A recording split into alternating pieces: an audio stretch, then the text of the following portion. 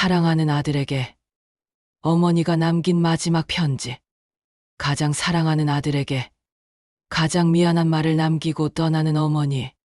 요양원에 들어가기 전날 눈물로 쓴 편지 한 장을 아들에게 전합니다. 그 편지에는 한 여자의 삶이 그리고 한 엄마의 모든 진심이 담겨 있었습니다. 이 편지, 당신은 끝까지 들을 수 있을까요? 한 지붕 아래서 세 사람이 살기란 생각보다 훨씬 어렵습니다. 사랑해서 결혼했지만 그 사랑은 곧 책임이 되었고 책임은 때때로 불편한 가족 관계로 이어졌습니다. 그날도 저는 새벽 6시 정각에 눈을 떴습니다. 나이가 드니 잠도 없어지고 오랜 습관이었죠. 30 넘은 제 아들 도시락을 싸기 위해서였습니다. 아침밥은 간단하게 들기름에 달걀 프라이 하나, 미역국, 김치, 그리고 멸치볶음. 그 애가 어릴 때부터 제일 좋아하던 반찬들로요. 후다닥 아들 도시락을 싸서 현관 신발장 위에 올려두고 며느리가 깨기 전에 조용히 뒷베란다에서 마당 쓸듯 옥상 청소도 했어요. 내 방에서 자던 손주가 이불을 덮지 않고 자길래 살며시 아이 배 위에 작은 담요를 덮어줬죠. 그런데요. 아침 8시쯤 며느리가 방문을 벌컥 열고 나와서는 절 보자마자 다짜고짜 이렇게 말하더군요. 어머님, 죄송한데 제 물건에는 손 좀 대지 말아주세요. 이불도 함부로 덮지 마세요. 요즘엔 체온 맞추는 게 중요한데 어머님이 이불 덮어주시면 오히려 애기 열 조절이 안 돼요. 제가 잘못했나요? 자고 있는 손주 뱃속이 차가워 보이길래 덮어준 건데. 그게 그렇게 화낼 일이었을까요? 아들은 그 옆에서 우유를 따르던 손을 멈추더니 그 말을 들으면서도 그냥 고개를 숙이기만 했습니다. 저를 한번 보지도 않고 말이죠. 며느리는 계속 말을 이어갔어요. 그리고 아범 도시락은 안 싸주셔도 돼요. 요즘 회사에 구내식당도 잘 되어 있고 짜게 안 먹는 거 아시잖아요? 혈압이 올라서 문제예요. 어머니 음식만 먹으면. 그 순간 제가 정성껏 싸놓은 도시락이요. 그냥 쓰레기통에 던져진 기분이었어요. 그래도 참았어요. 그 자리에서 울면 내 체면이 뭐가 되겠어요. 며느리한테 약한 모습 보이고 싶지 않았거든요. 그저 아 그래. 알겠다. 미안하구나. 그 말만 하고 저는 방으로 들어왔죠. 문을 조용히 닫고 그 안에서 저는 주먹을 입에 물고 울었습니다. 숨소리도 안 들리게 흐느끼듯이요. 그게 하루 이틀의 일이 아니었거든요. 그날 저녁 저는 다시 밥상을 차렸어요. 아들을 위해 된장찌개를 끓이고 며느리가 좋아하던 버섯볶음도 했죠. 식탁에 앉아서 아들한테 조심스럽게 물었어요. 너 회사에서 힘들진 않니? 밥은 제때 먹고 다녀. 그런데 그 애는요. 고개를 푹 숙인 채 숟가락만 툭 떨어뜨리더니 아무 말도 안 하고 방에 들어가 버렸습니다. 그때 저는 깨달았어요. 이 집에서 나는 더 이상 말할 상대도 물어볼 사람도 없는 사람이구나. 며느리는 남겨진 식탁에서 이 된장찌개 너무 짜요. 애기 간도 맞춰야 하는데 어머님, 저희 밥은 저희가 준비할게요. 그 말은 앞으로 부엌에 들어오지 말라는 말이었죠. 근데요, 그게 그렇게 쉬운 일인가요? 나는 이 부엌에서 내 청춘을, 내 인생을, 내 사랑을 담았는데 그날 밤 문을 조용히 닫고 혼자 앉아 있었습니다. 가만히 손을 펴보니 된장 냄새가 배어 있더군요. 그 손을 한참 바라보다가 내가 이 집에 있어서 누굴 힘들게 하나 싶었습니다. 며느리는 자기 가족과 밥 먹으러 다니고 친정을 옆집 드나들 듯이 가서는 늦게서야 들어오고 카톡에 올린 사진 속에는 활짝 웃고 있는데 나는 이 집에서 점점 투명한 사람처럼 되어가고 있었어요. 하루는 며느리가 내 앞에 앉아 말하더군요. 어머님, 이젠 좀 저희랑 떨어져 지내시는 게 좋을 것 같아요. 그 말이 나오기까지 참 오래 걸렸을 겁니다. 내색은 안 했지만 나도 다 알고 있었어요. 내가 발소리 내며 부엌을 드나들 때마다 며느리는 귀찮은 듯 한숨을 내쉬었고, 내가 아들 옆에 앉아 말 한마디 걸 때마다 며느리는 핸드폰을 쥔 채로 한숨을 쉬었죠. 나는요, 매일 아침 6시에 일어났습니다. 아들 도시락 싸주고 며느리 입덧할 땐 미역국에 연근까지 삶아다 주었어요.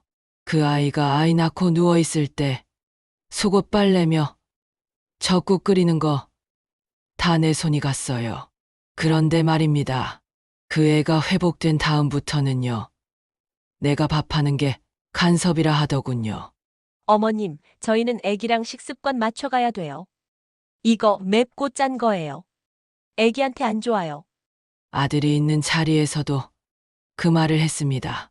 며느리가 나에게 퍼붓듯이 그런 말을 해도 아들은 아무 말도 하지 않았어요. 그저 조용히 수저를 내려놨죠. 며느리랑 단둘이 마주 앉는 시간이 늘어날수록 나는 점점 작아졌습니다.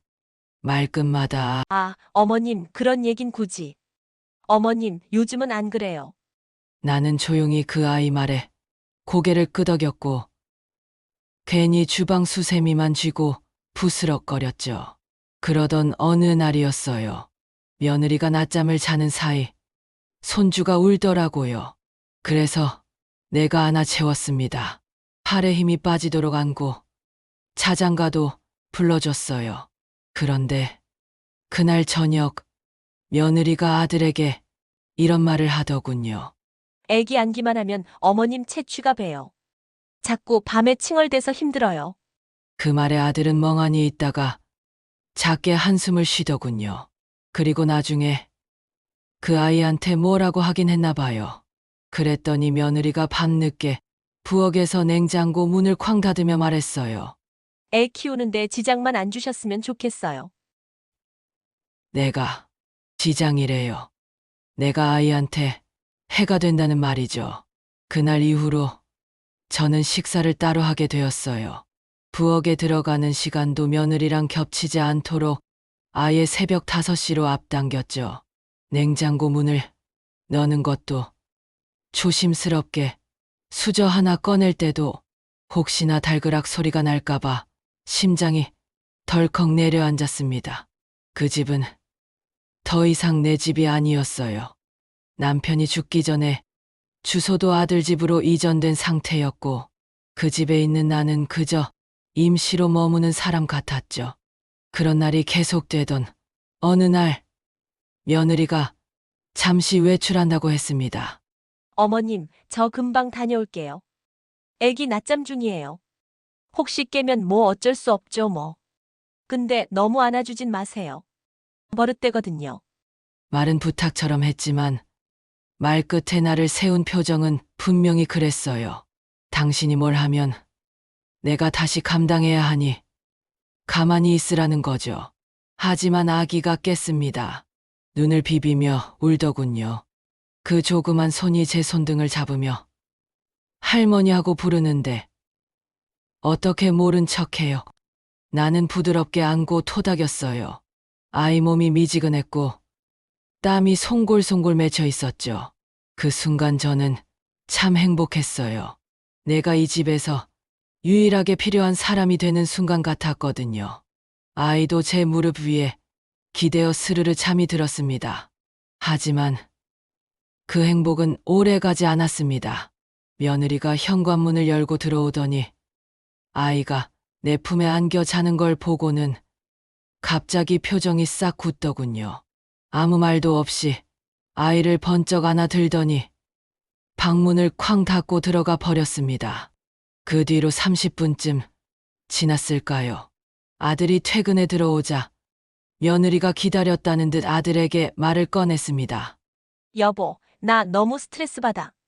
어머님이 또 애 안고 계셨어. 아기가 자꾸 칭얼거려. 어머님 체취가 익어서 그런지 밤마다 깨. 나 오늘 하루 종일 멘붕이었어. 그때 아들은 딱 한마디 하더군요. 아, 그랬어? 그랬어. 라는 말이 그렇게 차갑게 들릴 줄 몰랐어요. 그날 밤 나는 베개에 얼굴을 묻고 울었습니다. 방문 하나 넘어서 소리가 들릴까봐 가슴으로만 우는 법을 그날 처음 배웠어요. 나는 내 아들한테 단 한 번도 며느리 욕을 하지 않았습니다. 심지어 친정엄마에게도 그 애에 대해 푸념 한마디 한 적 없어요. 왜냐고요? 내가 그런 말을 하면 내 아들이 중간에서 고통받을 걸 알았기 때문이에요. 그런데 그 애는 자기 입으로 남편한테 나에 대한 불만을 그렇게 쉽게 말하더군요. 그게 너무 억울했어요. 내가 도대체 뭘 그렇게 잘못했을까요? 아이 안아준 게 그렇게 큰 잘못인가요? 된장찌개가 짰던 게, 도시락 싸준 게, 배 덮어준 게 그렇게 큰 실수였을까요? 어느 날은 이런 일도 있었어요. 며느리가 감기 기운이 있다면서 누워있길래 내가 생강차를 끓여서 방에 갖다 줬죠. 그랬더니 그날 저녁 아들이 저한테 이렇게 말했어요. 엄마 와이프가 음식에 민감해서 그래요. 앞으로 뭘 해주실 땐 꼭 물어보고 주세요. 그 말 듣는 순간 나는 생강차 한 잔 내밀었던 내 손이 마치 잘못된 행동이라도 된 듯 그렇게 부끄러워질 수가 없었어요. 며느리는 나를 불편함이라 부르고 나는 며느리를 불편하게 하고 싶지 않은 존재가 되어버렸습니다. 그럴수록 나는 입을 다물게 됐고 할 말이 생겨도 꾹 눌렀어요. 내가 입을 열면 며느리가 또 스트레스를 받을 테니까. 근데요, 사람이란 게 그렇더라고요. 참다 보면 어느 순간엔 내가 나쁜 건가 하는 생각이 들더군요. 내가 왜 이렇게 눈치 보게 됐지? 내가 정말 민폐인가? 왜 며느리는 나를 이렇게까지 미워하지? 그때부터는 거울 속 내 얼굴도 싫어졌어요. 주름진 얼굴, 늘어진 눈꺼풀, 비어가는 머리숱, 그 모든 게 쓸모없다는 딱지처럼 느껴졌습니다. 그날 밤 화장실을 가다가 아들 방에서 나는 소리가 제 발걸음을 멈추게 했어요. 아들 방에선 TV 소리와 손주 웃음소리, 그리고 며느리의 웃음소리가 들려왔어요. 나는 그 소리를 들으면서 이 집에서 나만 없으면 더 조용하고 행복하겠구나 하는 생각이 들었어요. 그렇게 내 자리를 조용히 포기하기로 결심한 밤이었죠.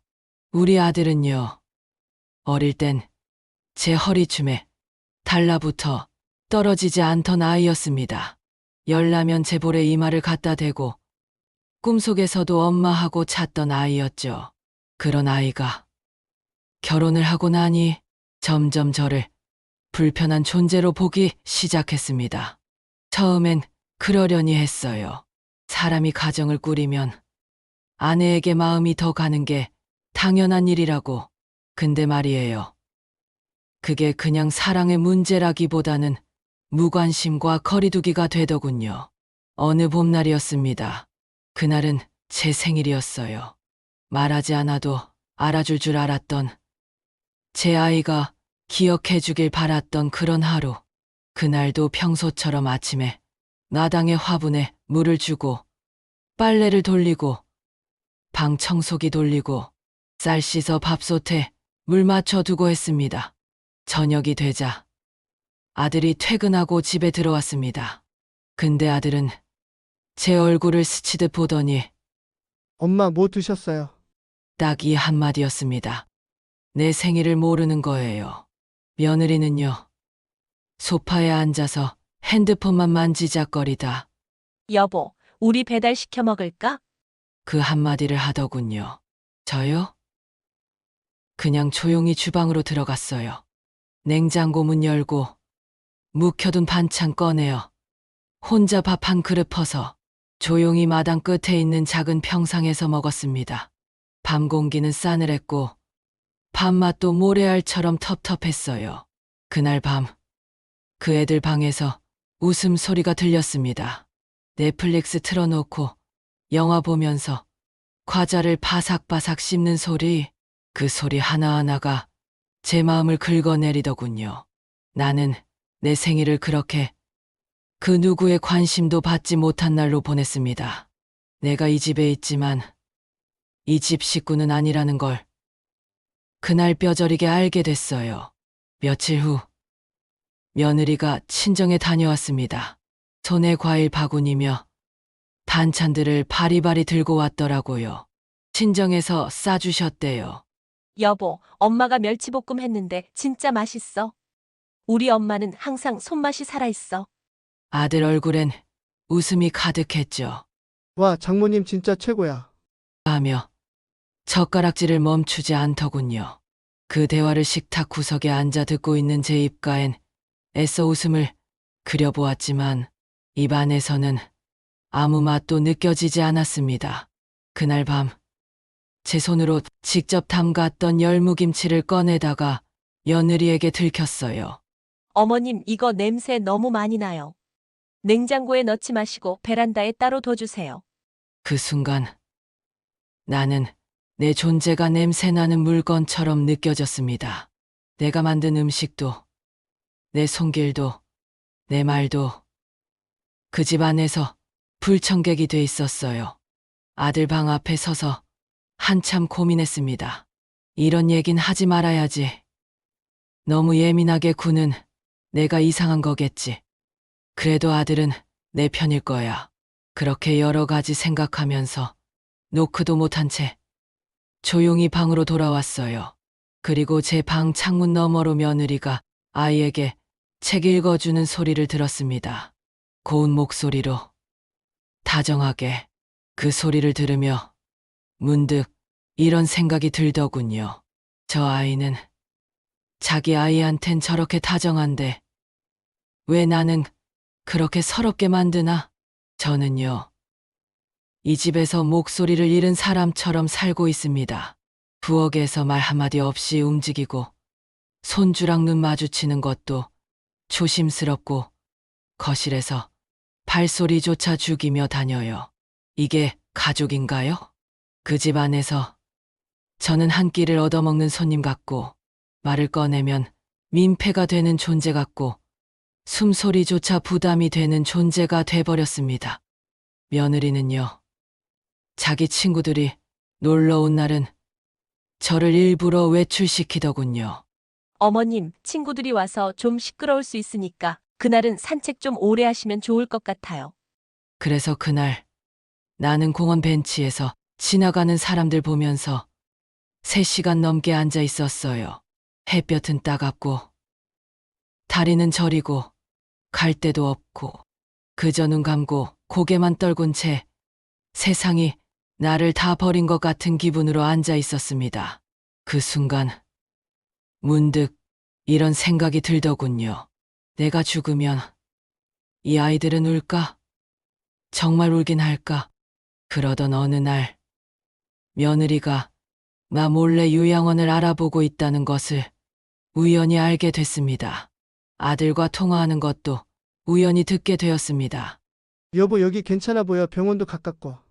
어머님이 외출 좋아하시니까 마당 넓은 곳으로. 나 참 이거 고맙다고 해야 하나요? 그 다음 날 아침 아들이 조심스럽게 말을 꺼냈어요.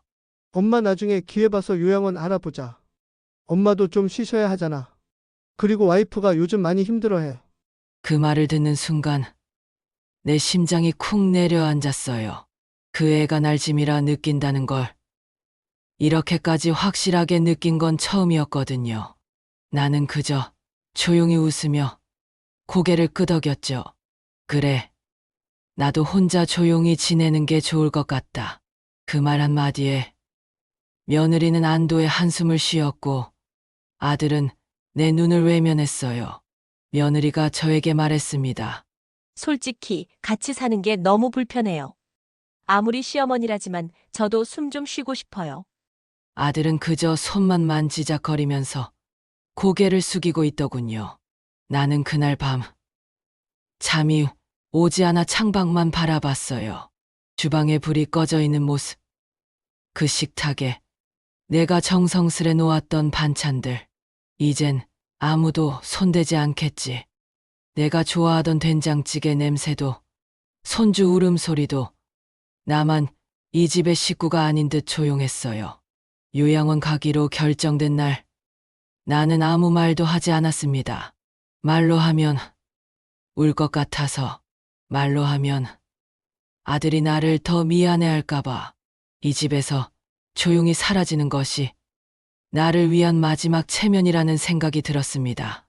나도 사람답게 살고 싶다는 생각도 들었고요. 그래서 편지를 쓰기 시작했습니다. 아들에게 남기는 마지막 말, 차마 입으로는 하지 못했던 말, 엄마로서의 마지막 체면을 지키는 편지를요. 아들아, 엄마는 이제 너를 벗어나 엄마가 아닌 인간으로 살고 싶단다. 엄마한테 효도하는 며느리를 바라지 말아라. 너의 효도는 내가 잘 사는 걸로 족하다. 내 아내가 엄마 흉을 보면 내 마음 속상한 것 충분히 이해한다. 그러나 그걸 엄마한테 옮기지는 말아라. 엄마도 사람인데 그걸 알고서 기분 좋겠느냐? 모르는 게 약이란다. 너만 100번 곱씹고 엄마한테 옮기지 말아라. 내 사랑하는 아들아, 나는 널 베고 낳고 키우느라 평생을 바쳤거늘 당장 널 위해선 죽어도 서운한 게 없단다. 그러나 내 아내는 그렇지 않다는 걸 조금은 이해하거라. 너도 내 장모를 위해서 엄마만큼 해주진 않잖니? 아들아, 혹시 어미가 부족하고 약해지거든 조금은 보태주거라. 널 위해 평생 바친 엄마이지 않느냐? 그것은 아들의 도리가 아니라 사람의 도리가 아니겠느냐? 독거노인을 위해 봉사하는 사람들도 있는데 어미가 힘이 없고 약해지는데 자식인 내가 돌보지 않는다면 이 어미는 얼마나 서럽겠느냐? 널 위해 희생했다 생각하지는 않지만 내가 자식을 잘못 키웠다는 자책은 들지 않겠니? 아들아, 내가 멀리 있다 할지라도 명절이나 애미 생일은 좀 챙겨주면 안 되겠니? 나는 내 생일을 여태까지 한 번도 잊은 적 없단다. 그날이 되면 배 아파 낳은 그대로, 그때 그 느낌 그대로 꿈엔들 잊은 적 없단다. 내 아내에게 떠밀지 말고 내가 챙겨주면 안 되겠니? 받고 싶은 욕심이 아니라 잊혀지고 싶지 않은 어미의 욕심이란다. 내 사랑하는 아들아, 이름만 불러도 눈물 아릿한 아들아, 내 아내가 이 어미에게 효도하길 바란다면 내가 먼저 내 장모에게 잘하려무나. 내가 고른 아내이지만 너의 고마움을 알아야 내게도 잘하지 않겠니? 난 내 아들의 안목을 믿는다. 딸랑이 흔들면 까르르 웃던 내 아들아, 내 피눈물 같은 내 아들아, 너의 행복이 내 행복이거늘. 혹여 나 때문에 여의 가정에 해가 되거든 나를 잊어다오. 그건 어미의 모정이란다. 너를 위해 목숨도 아깝지 않은 어미인데 너의 행복을 위해서라면 어떤 것도 아깝지 않단다. 물론 나도 사람인지라 힘들겠지. 그리고 서운하겠지. 그러나 죽음보다 더 힘들겠느냐? 아들아, 사랑한다. 목숨보다 더 사랑한다. 그러나 목숨을 바치지 않을 정도에서는 내 인생도 중요하구나. 어찌 이 어미가 제 젖먹이를 잊어버릴 수 있겠느냐? 제 몸에서 낳은 아기를 누군들 가엾이 여기지 않을 수 있겠느냐? 설령 모든 여인들은 잊는다 해도 나는 절대 너를 잊지 않는다. 아들아, 사랑하는 내 아들아, 건강히 잘 지내거라. 멀리서도 너는 언제나 내 아들이란다. 사랑한다. 아들아, 내 아들아. 편지를 곱게 접어서 봉투에 넣고 나서 짐을 쌌습니다. 남편이 떠난 후 처음으로 나는 내 짐을 혼자 싸봤습니다. 결혼하고 평생을 남을 위해 챙기며 살아왔는데, 이제야 비로소 내 물건을 내 손으로 싸는 날이 오더군요. 흠집, 난 빚, 바랜 손수건, 다 해진 내 잠옷, 그리고 아들이 군대에서 보낸 첫 편지를 손끝으로 한참 쓰다듬다 조심스럽게 가방맨 아래에 넣었습니다. 그 편지에는 이렇게 써 있었죠. 엄마 밥 잘 챙겨 드시고. 나는 세상에서 엄마가 제일 좋아요.